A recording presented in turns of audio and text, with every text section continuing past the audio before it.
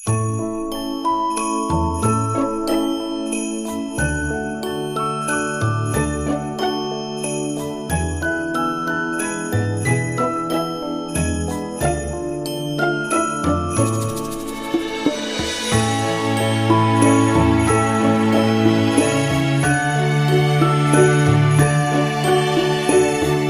प्यारे बच्चों, welcome again to physics solution point. बच्चों, टेस्ट नंबर 15 का हम लोग वीडियो सोल्यूशन देखे थे। क्वेश्चन नंबर 35 तक का सोल्यूशन मैंने बेटा आपको भेज दिया था। इसमें और क्वेश्चंस जो बचे हुए हैं 36 टू 50 उसका सोल्यूशन आज हम लोग देखेंगे। ठीक है, चलिए कंटिन्यू करते हैं। यहाँ पे बच्चों हम लोग शुरू करेंगे क्वेश्चन नंबर 36 से। देखिए क्या कहा गया है। कहा गया wire of resistance R1 is drawn out so that its length increased by twice of its original length by, ध्यान दीजिएगा, by twice। इसका मतलब जो ओरिजिनल लेंथ यल था तो बाई ट्वाइस का मतलब +2l कर दिया गया। यानी कि जो खींचने के बाद, ड्रा करने के बाद उसका जो लेंथ यहाँ के अंदर आ गया वो 3l आ गया। हमसे कहा गया ratio of new resistance to original resistance. ऐसे केसेज में बच्चों रेजिस्टेंस की वैल्यू जो होती है वो डायरेक्टली प्रोपोर्शनल टू होती है l²। यहाँ वायर को काटा नहीं गया है, कट नहीं किया गया, सिंपली उसे ड्रॉन आउट किया गया है, एक तरह से स्ट्रेच किया गया है। ऐसा करने पर बच्चों लेंथ को यल था तो बाई ट्वाइस इंक्रीज करने को बोल रहा है, यानी कि यल से बढ़ाकर +2l कर दिया गया, तो टोटल हो गया 3l। यहाँ न्यू रेजिस्टेंस मतलब R2 upon original resistance means R1 equal to हो जाएगा L2 बाई L1 का बच्चों होल स्क्वायर, ऐसा कुछ आएगा। और L2 बाई L1 का होल स्क्वायर करेंगे तो ये बेटा हमारे पास हो जाएगा 3l डिवाइडेड बाई L का होल स्क्वायर। आंसर आ गया 9/1। ठीक है, यहाँ के लिए बच्चों आंसर आ गया 9/1, मतलब करेक्ट चॉइस यहाँ पर हमारे पास आ गया ऑप्शन ये। ठीक, ये था बच्चों सोल्यूशन क्वेश्चन नंबर 36 के लिए। अब हम लोग आगे बढ़ेंगे अगले क्वेश्चन पे। देखिए अगला सवाल हमारे पास आ गया बेटा क्वेश्चन नंबर 37। क्वेश्चन नंबर 37 में कहा गया है how many calories of heat will be approximately developed in 210 watt electric lamp in 5 minute. बच्चों अगर ये बल्ब जो है अपनी प्रॉपर रेटिंग से ग्लो करे तो वो जो आउटपुट पावर देगा 210 वाट। मान के चलेंगे कुछ नहीं दिया है तो ये मानेंगे कि वो अपने प्रॉपर पावर रेटिंग से ग्लो कर रहा होगा। हमें पता है बच्चों power equal to energy consumption per unit time. इसके हिसाब से एनर्जी की वैल्यू हो गई पावर इनटू टाइम। ठीक है, एनर्जी जो यहाँ बल्ब के थ्रू रेडिएट होगा, निकलेगा, वो ऑब्वियसली हीट एनर्जी के फॉर्म में होगा। और इस तरह से बच्चों ई हमारे पास आ जाएगा पी फॉर पावर। पावर बच्चों यहाँ पर हमारे पास आ गया 210 इंटू टी, कितने समय के लिए, 5 मिनट के लिए। यहाँ पर हो गया इंटू 5 इंटू 60 कर दीजिए ताकि ये बन जाए सेकेंड। ठीक है बेटा, इसको आप लोग सॉल्व करेंगे तो इसका आंसर आ जाएगा 210। ऐसे ही रहने देते हैं, इसको मैं लिख देता हूं 21 इंटू 5 इंटू 6 इंटू 6 इंटू बच्चों 1 0 यहां से लिया, 1 0 यहां से, इंटू 10 की पावर 2। ऐसे आ गया। देख ये जूल में आएगा आंसर, ये जो भी आएगा बेटा ये जूल में आएगा। हमें कैलोरी में आंसर देना है तो जूल को कैलोरी में बदलने के लिए हम लोग 4.2 से इसको डिवाइड कर देंगे। ठीक है, 4.2 से बच्चों इसको डिवाइड कर देंगे। इस 4.2 से डिवाइड करने के बाद इसका आंसर हम लोग निकालेंगे। ओवरऑल इसको बेटा हम कट करें तो सब मिला जुला के इसको मैं लिख देता हूं 21 इंटू 5 इंटू 6 इंटू 10 की पावर 2, और इसको लिख देता हूं 42 इंटू 10 की पावर -1। ऐसे अब देखो ये 2 बार चला गया, कैंसिल हो गया, यहां पर 3 आ गया, यहां पर 15 हो गया, और ये ऊपर गया 10 की पावर 3। आंसर आ गया 15,000 कैलोरी। तो आंसर यहाँ पे 15,000 कैलोरी मींस ऑप्शन जो यहाँ करेक्ट आएगा वो बच्चों हो जाएगा ऑप्शन ये। ठीक है, Option A would be the correct choice for this particular question. Now let's enjoy question number next one. हमारे पास बेटा अगला सवाल है क्वेश्चन नंबर 38। क्वेश्चन नंबर 38 में कहा गया है two electric bulbs A and B are rated 60 watt and 100 watt. 60 and 100 watt दो इलेक्ट्रिक बल्ब हैं, एक पे लिखा हुआ 60 वाट और अगले पे रेटेड का मतलब उस पे कंपनी ने लिख के दिया होगा 100 watt respectively. They are connected in parallel to the same source. बच्चों यहां पे एक बल्ब कोई सा है और एक और बल्ब यहां पर है। कंपनी ने यहां पर दोनों पर अलग अलग रेटिंग दिया है। ऐसे यहां पर इस पर 60 वाट और इस पर बेटा 100 वाट और दोनों को पैरेलल में कनेक्ट करने की बात कही है। तो दोनों को बच्चों पैरेलल में हम किसी बैटरी के थ्रू कनेक्ट करेंगे।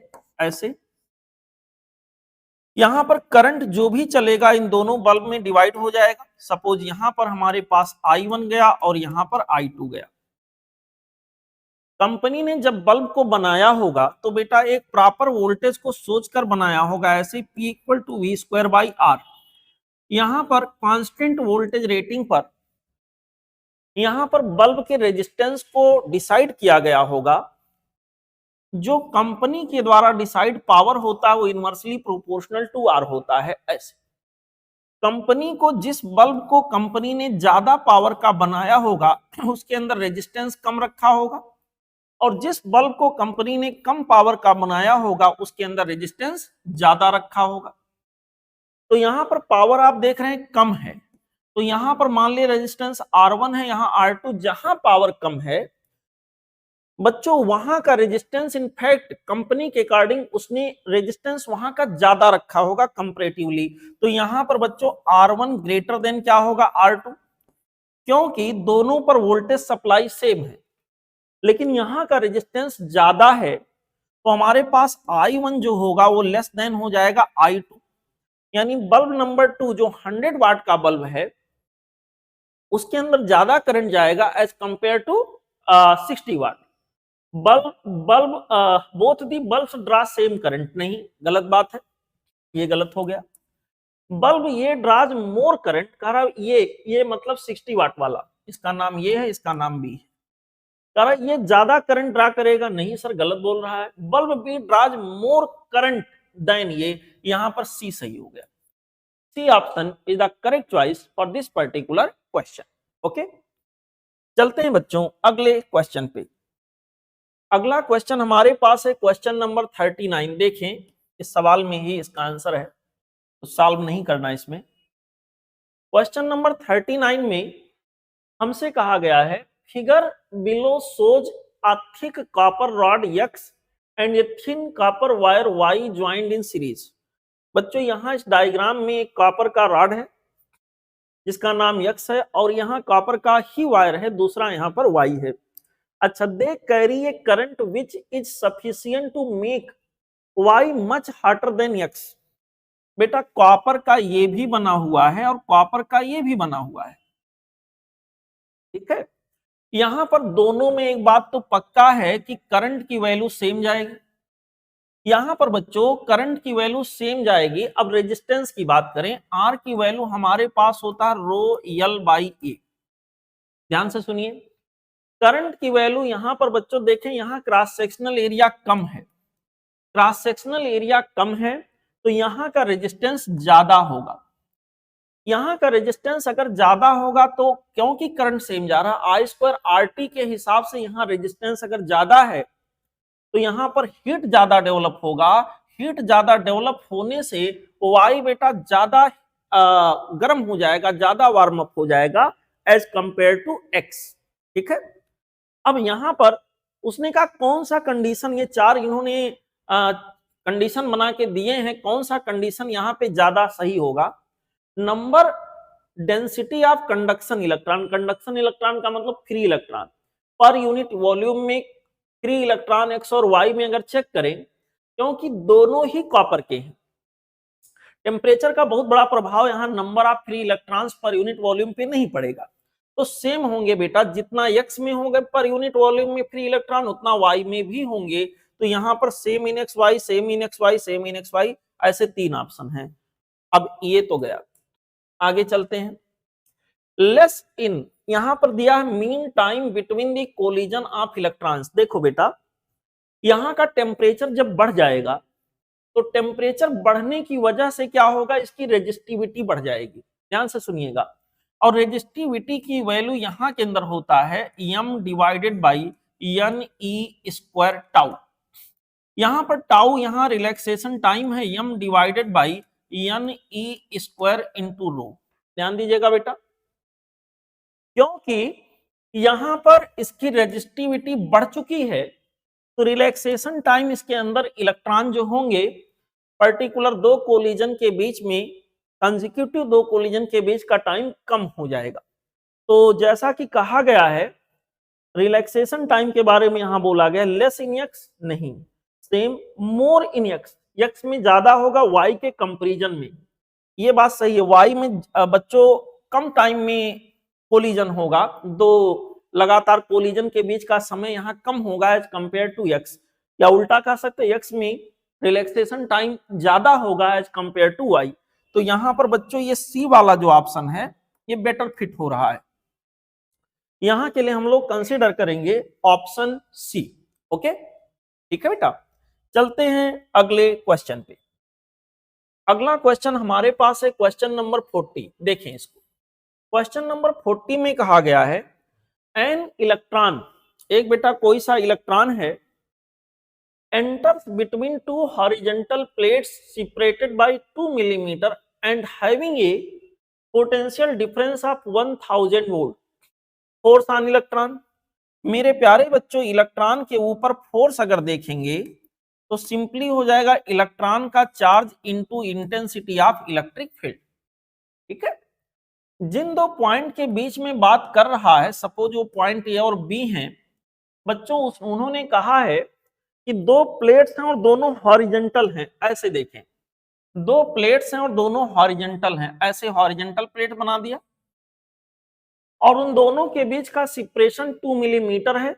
इन दोनों के बीच का बच्चों जो सेपरेशन है दिस इज 2 मिलीमीटर, और इनके बीच में जो पोटेंशियल का डिफरेंस है वो 1000 वोल्ट है।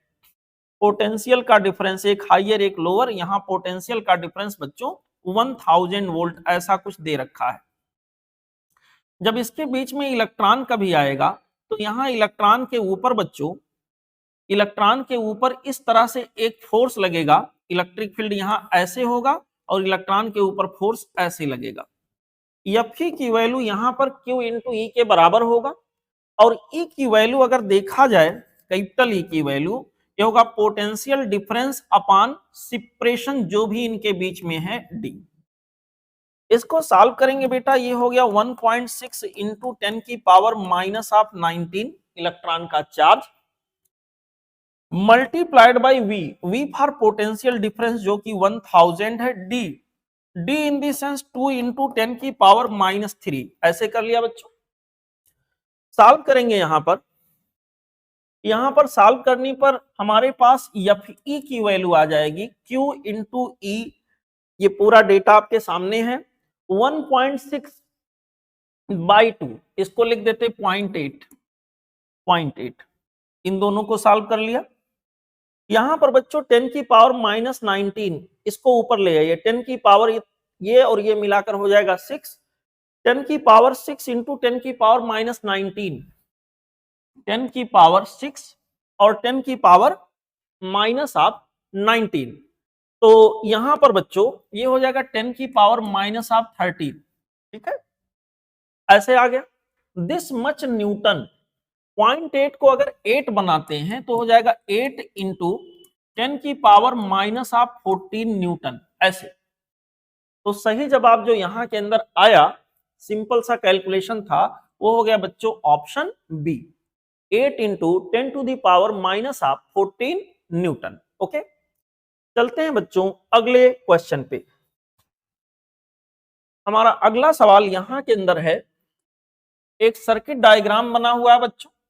यहां पर इस सर्किट डायग्राम में हमसे पूछा क्या गया है, in the following figure the charge on each condenser in the steady state will be. बेटा यहाँ देखो 10 वोल्ट की, अगर आपको साफ दिख ना रहा हो तो मैं यहाँ लिख देता हूं, 10 वोल्ट का यहाँ पर बैटरी लगा हुआ है बच्चों, यहाँ पे 10 वोल्ट का बैटरी लगा हुआ, ध्यान दीजिएगा ये 10 वोल्ट है। यहाँ पर 1 ओम इसका इंटरनल या जो भी है इसके सीरीज में है। स्टेडी स्टेट जब आएगा तो जहां जहां कैपेसिटर है बच्चों वहां वहां करंट नहीं जाएगा। यहां पर इस ब्रांच में करंट जाने से रहा, इस ब्रांच में करंट जाने से रहा।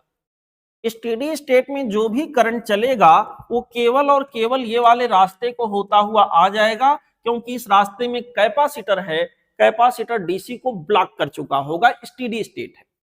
तो यहां पर बच्चों अगर करंट आ रहा केवल इस रास्ते को फॉलो कर रहा है तो करंट की वैल्यू हम सॉल्व करके निकालेंगे V जो कि 10 है बाई R।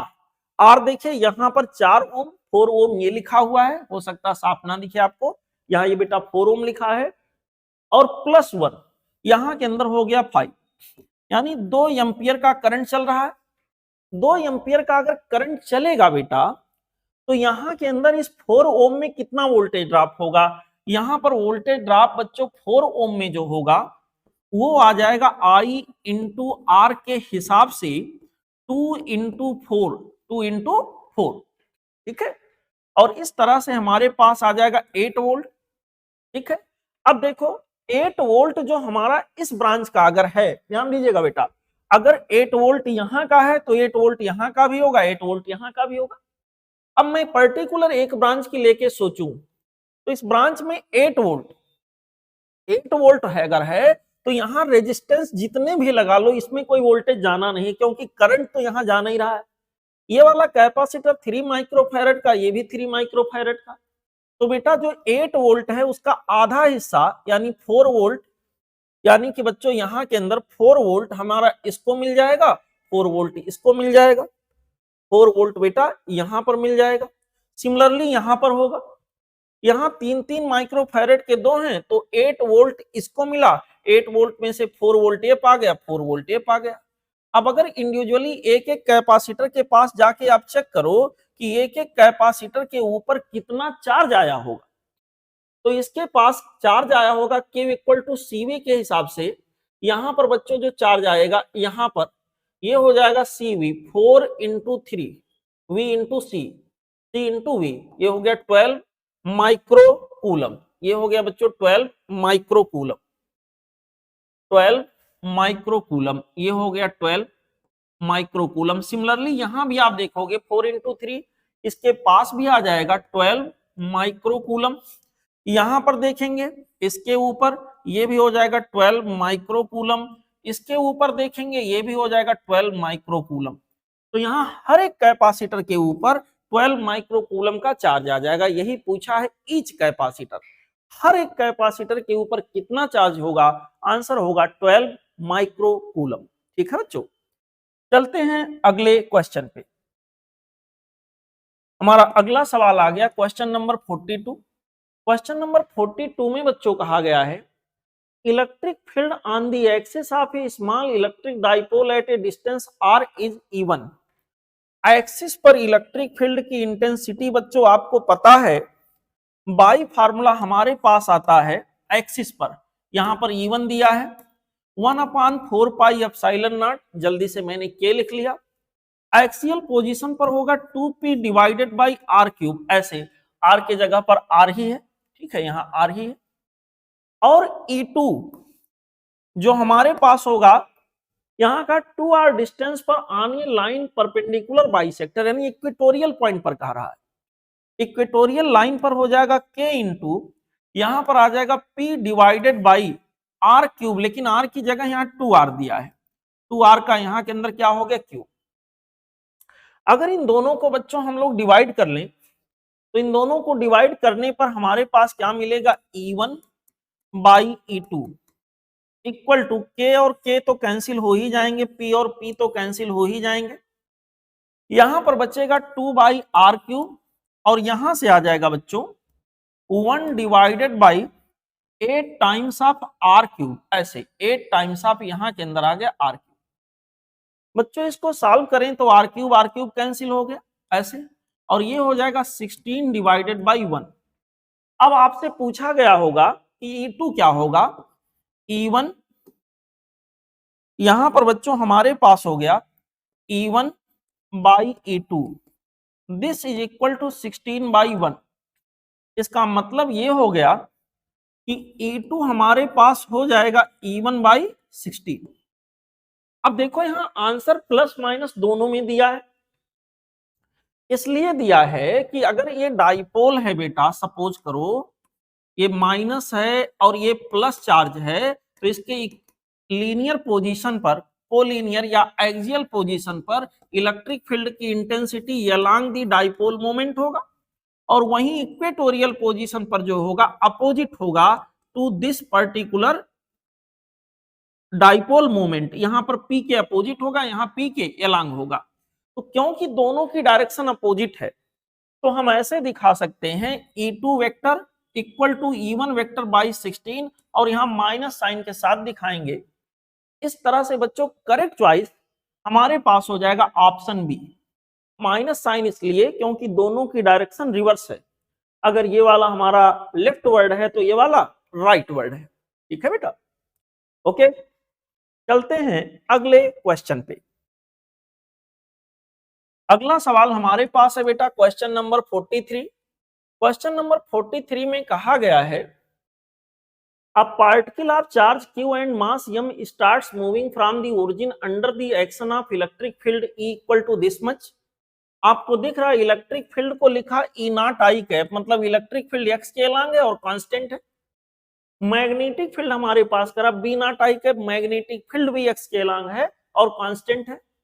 यहां पर कोई चार्ज है क्यू और वो एंट्री ले रहा है, कितने वेलोसिटी से, V not into J cap, यानी चार्ज की एंट्री वाई एक्सिस के अलोंग हो रहा है। Speed of particle will becomes square root के अंदर 5/2 times of we not after ये टाइम। तो देखो बेटा यहां के अंदर जो सवाल दिया है उस सवाल में ये हमारे पास एक कोई लाइन है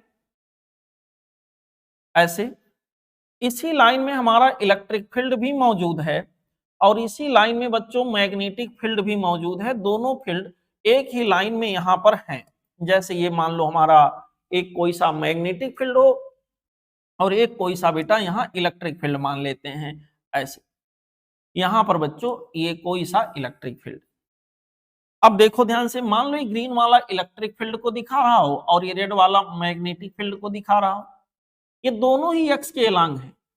ठीक है, एक्स के अलोंग है। अब कोई इलेक्ट्रॉन या कोई चार्ज, कोई भी चार्ज, इलेक्ट्रॉन नहीं कोई चार्ज के बारे में बोला है, ऐसे जा रहा वाई के अलोंग। अगर ये वाई के अलोंग जाएगा बच्चों, समझिए सब लोग, अगर कोई चार्ज पार्टिकल यहां वाई के अलोंग एंट्री लेगा, ये हमारे पास रहा चार्ज पार्टिकल और ये वाई के अलोंग ऐसे वी नॉट स्पीड से जा रहा है सवाल के हिसाब से, तो क्या होगा, इसके ऊपर जैसे ही एंट्री लेगा बच्चों, जैसे ही ये इसके अंदर एंट्री लेता हुआ जाएगा, ध्यान दीजिएगा, जैसे ये चार्ज यहां पर जाके पहुंचेगा इस फील्ड में, क्या होगा, इलेक्ट्रिक फील्ड इसे इधर खींचेगा और क्योंकि मैग्नेटिक फील्ड के परपेंडिकुलर ये जा रहा, तो मैग्नेटिक फील्ड की वजह से इसके ऊपर बच्चों, मैग्नेटिक फील्ड की वजह से एक फोर्स लगेगा, ऐसे अंदर की तरफ इस पे फोर्स लगेगा और ये ऐसे मैग्नेटिक फील्ड की वजह से सर्कुलर मोशन करेगा। लेकिन क्योंकि इलेक्ट्रिक फील्ड इसे आगे खींच रहा है, तो ये सर्कुलर मोशन करते हुए आगे बढ़ेगा, तो इसका पाथ हेलिकल हो जाएगा। इसका पाथ बच्चों हेलिकल हो जाएगा। और एक और चीज ध्यान रखना है, इस हेलिक्स का जो पिच होगा वो लगातार बढ़ता जाएगा। अभी इतना है, फिर इतना हो जाएगा, फिर और ज्यादा, फिर और ज्यादा। क्यों? क्योंकि इधर की तरफ इलेक्ट्रिक फील्ड की वजह से चार्ज पार्टिकल को एक्सीलरेशन मिलेगा। कहा गया है कि एक समय के बाद पार्टिकल की जो वेलोसिटी है स्क्वायर रूट के अंदर 5/2 टाइम्स ऑफ वी नॉट हो गया है। तो बताइए यहां पर टाइम वो क्या होगा, टाइम की वैल्यू पूछा, कितने समय बाद ऐसा होगा। बच्चों देखो, जो y के अलोंग पार्टिकल को वेलोसिटी दिया गया था v नॉट, वो तो चेंज होगा नहीं। मैग्नेटिक फील्ड वेलोसिटी को चेंज, वेलोसिटी के मैग्नीट्यूड को चेंज नहीं कराता है, केवल डायरेक्शन को चेंज करता है। और हमारे पास vx निकालने के लिए जाएंगे तो vx की वैल्यू बच्चों यहां के अंदर हो जाएगा ux plus of at। V X की वैल्यू एक टाइम के बाद हमारे पास यू एक्स, शुरुआत में कोई वेलोसिटी एक्स के अलांग नहीं था, 0, ये के जगह पर हो जाएगा Q E by M, electric force लगा होगा Q into E equal to M into ये कर लो, ये की value Q E by M into यहां के अंदर आ गया टी। अब देखो मेरे प्यारे बच्चों, एक पर्टिकुलर टाइम के बाद जो वेलोसिटी यहां बॉडी का होगा वो हो जाएगा स्क्वायर रूट के अंदर वी एक्स का स्क्वायर प्लस वी वाई का स्क्वायर। सवाल के हिसाब से यहां पर एक पर्टिकुलर टाइम के बाद जो वेलोसिटी हुआ हुआ है स्क्वायर रूट के अंदर 5/2 times of we not equal to V X. एक पर्टिकुलर टाइम के बाद, टाइम टी के बाद जो वेलोसिटी है एक्स के अलांग, वो बच्चों हमारे पास है q E by M into t का whole square plus of y के अलांग जो वेलोसिटी है वो फिक्स है, कांस्टेंट है। दोनों साइड का स्क्वायर कर लें तो यहां आ जाएगा 5/4 we not equal to q E by m का whole square into t square plus of we not का स्क्वायर। बच्चों इस तरह से हमारे पास q E by m q square e square q square e square, और यहां बल्कि ऐसे ही रहने देते हैं क्यू ई बाई एम का whole square into t square, ये वैल्यू हमारे पास आ जाएगा 5/4 we naught, 5/4 we not minus आप यहां के अंदर 5 इधर का भी तो स्क्वायर होगा, 5/4 वी नॉट का square minus of we not का स्क्वायर, यानी कि ये आ जाएगा 1/4 टाइम्स ऑफ वी नॉट का स्क्वायर। दोनों साइड का फिर स्क्वायर रूट ले लेते हैं तो यहां पर आ जाएगा बच्चों वी नॉट बाई 2 और यहां पर आ जाएगा Q E by M into T, और इस तरह से इसको सॉल्व करें पूरा तो वी नॉट नहीं बल्कि टी की वैल्यू पूछा गया है। टी बेटा हमारे पास हो जाएगा M into V not by 2 times of Q E, M into V not divided by 2 times of Q E. यही यहां पर बच्चों यही हमारे पास टाइम होगा, इतने टाइम के बाद वेलोसिटी हमारी इतनी हो जाएगी स्क्वायर रूट के अंदर 5/2 टाइम्स ऑफ वी नॉट। तो सही जवाब हुआ m into V not divided by 2 times of Q E, option B. ठीक है, option B would be the correct choice for this particular question. Now let's enjoy question number next 1। अगला question देखें, question number 44 में कहा गया है volt meter with resistance of 50 voltmeter with resistance of 50 into 10 की power 3 ohm is used to measure voltage in a circuit। बहुत बढ़िया। to increase range to 3 times, range को 3 गुना करना है, additional resistance to be put in series. मेरे प्यारे बच्चों वोल्ट मीटर सिंपली पहले गैल्वेनोमीटर के रूप में रहा होगा, सुनिए ध्यान से। यहां पर हमने full scale deflection current IG भेजा होगा, तो इसकी जो रीड करने की क्षमता है मैक्सिमम वो यहां के अंदर रहा होगा V equal to i g into g, और यहां पर बच्चों इसका रेजिस्टेंस हमको दिया हुआ था, वोल्ट मीटर का रेजिस्टेंस हमें दिया हुआ है। ठीक है, जो भी इसकी क्षमता रही होगी वाट एवर, कहा गया to increase the its range to 3 times, इसका रेंज 3 गुना करना है। 3 गुना करने के लिए हमें से पूछा है कि बताइए एडिशनल रेजिस्टेंस कितना हम कनेक्ट करें। आपको पता है वोल्ट मीटर का अगर रेंज बढ़ाना है तो हाई वैल्यू का रेजिस्टेंस उसके सीरीज में हम जोड़ देंगे। अब जो इसकी रीडिंग आएगी वो हो जाएगी बेटा आई जी इंटू जी प्लस आप यहां के अंदर आ जाएगा आर। ध्यान से सुनिए, जो रीडिंग यहां था उसका 3 टाइम्स यहां होना चाहिए। 3 टाइम्स का मतलब अगर यहां आई जी इंटू जी था तो यहां 3 times of i g into g होना चाहिए। 3 times of i g into g equal to आ जाएगा बच्चों आई जी, जी प्लस आप यहां के अंदर आ जाएगा आर।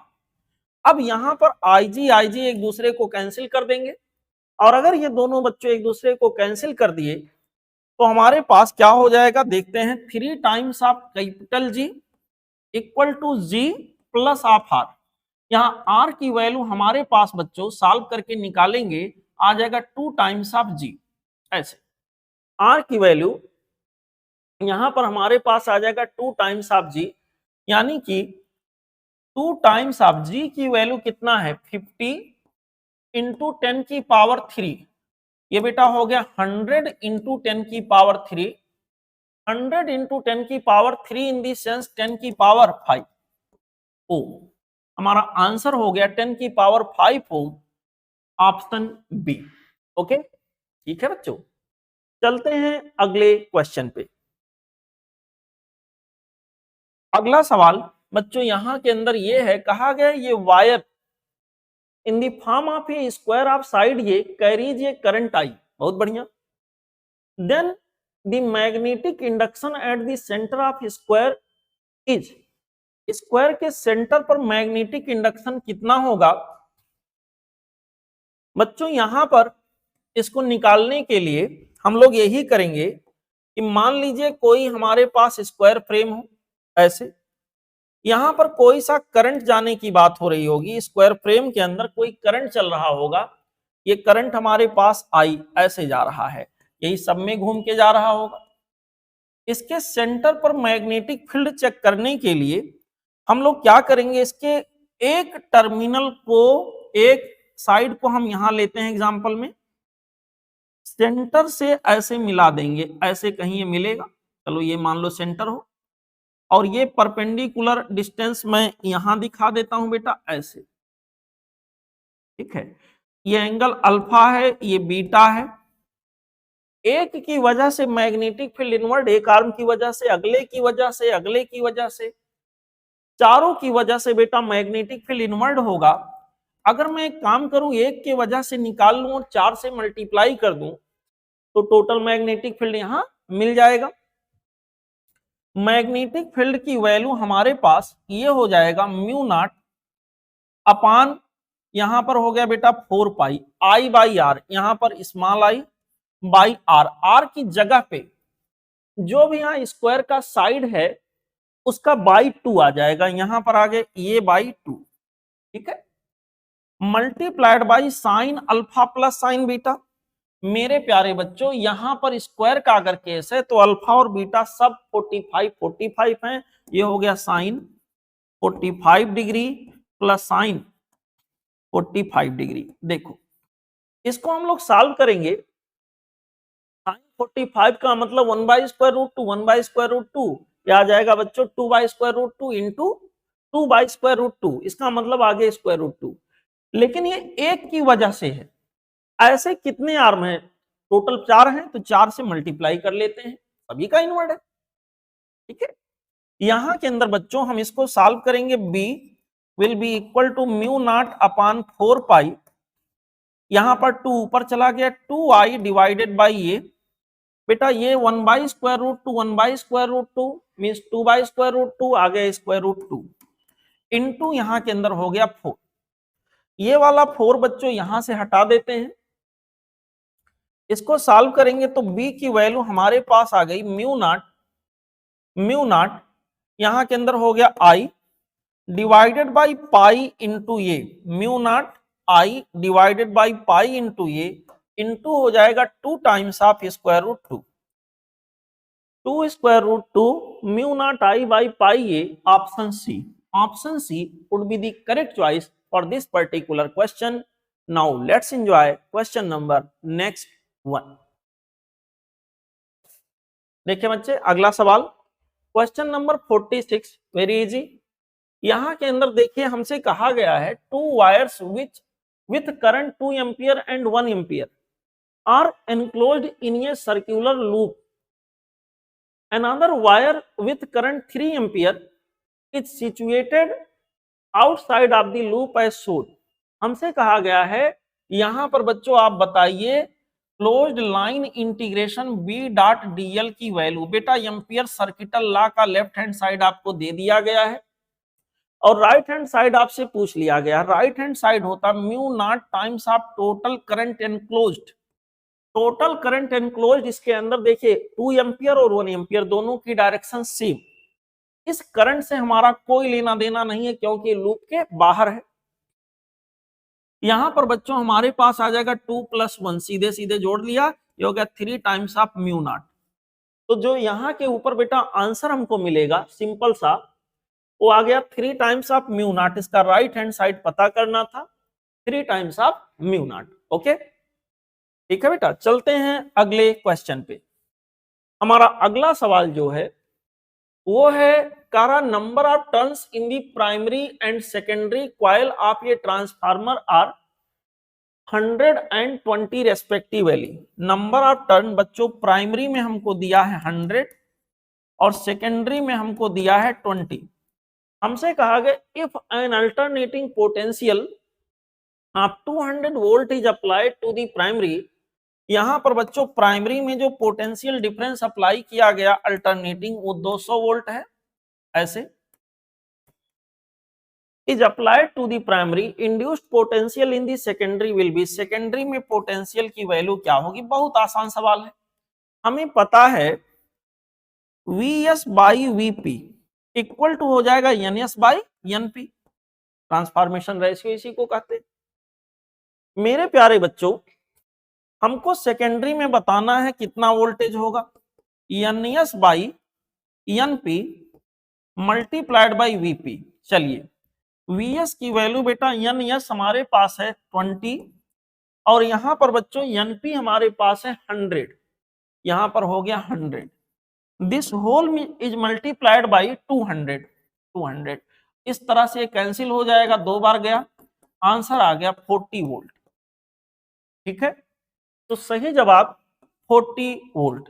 इसका मतलब ये स्टेप डाउन ट्रांसफार्मर रहा होगा, सेकेंडरी में नंबर ऑफ टर्न कम है, तो आंसर ऑब्वियसली 100 वोल्ट से कम ही आना था। 100 वोल्ट से कम ही हमें 2 ऑप्शन हमारे पास थे, बाकी तो छट चुके थे पहले भी। तो यहां पर बच्चों ऑप्शन बी फिलहाल निकालने पे आ रहा है। ओके, चलते हैं बच्चों अगले क्वेश्चन पे। अगला हमारा जो सवाल है यहां के अंदर क्वेश्चन नंबर 48 देखें आप लोग। क्वेश्चन नंबर 48 में बच्चों एक डायग्राम बना के दिया है, करा the current carrying wire and the rod A B. कोई रॉड ए बी है और एक करंट कैरिंग वायर है, इन दी सेम प्लेन, एक ही प्लेन में दोनों है। बहुत अच्छी बात है। The rod moves parallel to the wire, parallel to the wire, ये रॉड ऐसे बेटा मूव कर रहा है with velocity v। Which one of the following statement is true about the induced EMF in the rod. ये बेटा इसमें current अगर ऐसे जा रहा है तो यहाँ अकॉर्डिंग टू रूल अगर हम मैग्नेटिक फील्ड निकालने जाएंगे तो मैग्नेटिक फील्ड बच्चों निकालने पर जो हमको मिलेगा वो ऐसे इनवर्ड मिलेगा। इस वायर की वजह से, इसके करंट की वजह से मैग्नेटिक फील्ड इनवर्ड। अब ऑब्वियसली इसी इनवर्ड मैग्नेटिक फील्ड में एक रॉड है, मोशन करता हुआ जा रहा है। तो यहां पर बच्चों इसमें जो पॉजिटिव चार्ज होंगे ऊपर की फोर्स होंगे और निगेटिव इलेक्ट्रॉन नीचे की ओर, तो यहां पर ये निगेटिव पोटेंशियल पे आ जाएगा और ये पॉजिटिव। अब ऑप्शन देखें, कहा गया end A will be at lower potential, नहीं sir, A and B will be at the same potential, ये भी गलत हो गया। There will be no induced EMF, ये भी गलत हो गया। Potential at A will be higher than at B, option D सही हो गया। जब ये मैग्नेटिक लाइंस ऑफ फोर्स को कट करते हुए जाएगा तो इसके इंड के क्रॉस पोटेंशियल डिफरेंस तो आएगा ही आएगा। यहां पर कहां पे पॉजिटिव कहां पे निगेटिव मैंने आपको बताया था बेटा, सिंपली आप इलेक्ट्रॉन या पॉजिटिव चार्ज को सोचो, अगर ये चल रहा है तो इसके साथ चार्ज भी चल रहा है, पॉजिटिव चार्ज पे ऊपर फोर्स, निगेटिव चार्ज पे नीचे। यहां पर बच्चों ऐसा कोई हमें कंडीशन मिला, ऑप्शन यहां के लिए करेक्ट हो गया ऑप्शन डी। ओके, अगला सवाल क्वेश्चन नंबर 49 है। 49 में कहा गया power factor of good choke coil. देखो बेटा, पावर फैक्टर का मतलब हुआ कॉस फाई। फाई क्या है?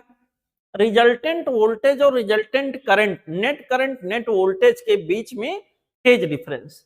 तो अगर गुड चोक कॉइल है, बढ़िया है लेकिन आइडियल नहीं है, गुड चोक कॉइल है, अगर आइडियल होता तो क्या होता?